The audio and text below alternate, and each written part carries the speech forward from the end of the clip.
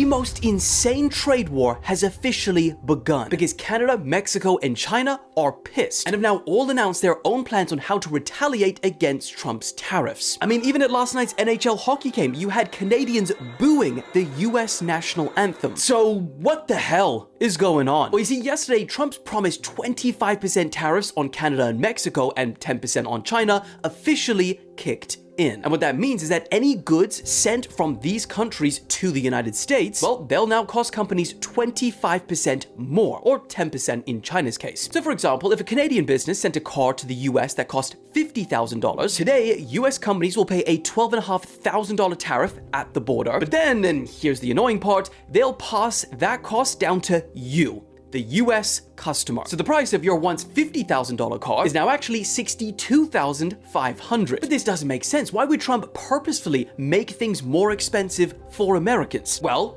two main reasons. The first is more of a longer-term, unguaranteed benefit, but it would be to change consumer habits to buy more American-made products and incentivize more international companies to manufacture in the US. In theory, that means a stronger US economy, more stable jobs, and less dependence on foreign countries. And the second reason for imposing these tariffs would be to use them as a tool to pressure Canada, Mexico, and China into doing what Trump wants. I mean, some of these things that he's publicly mentioned include renegotiating trade deals, stopping illegal immigration and the flow of fentanyl. And then there's also Canada becoming a state of America, but that's a bit more far-fetched. But here's where things get interesting, because instead of just doing what Trump wants, Canada have clapped back with a 25% tariff of their own, and Mexico said they're doing the same, but haven't announced the percentage yet. China reacted in a little bit of a different way by preparing to file a lawsuit with the World Trade Organization. So why is Trump not backing down? Well, just listen to this. In 2023, Canada sent 76% of all of their exports to the United States. That accounts for roughly 19% of their entire GDP. In 2024, Mexico sent 78% of all of their exports to the United States. That makes up 37% of their entire GDP. But for America, their exports to both countries combined only make up roughly 2.7% of their entire GDP. So, simply put, even if they do retaliate, getting into a tariff war with the United States would hit Canada and Mexico much harder. Trump,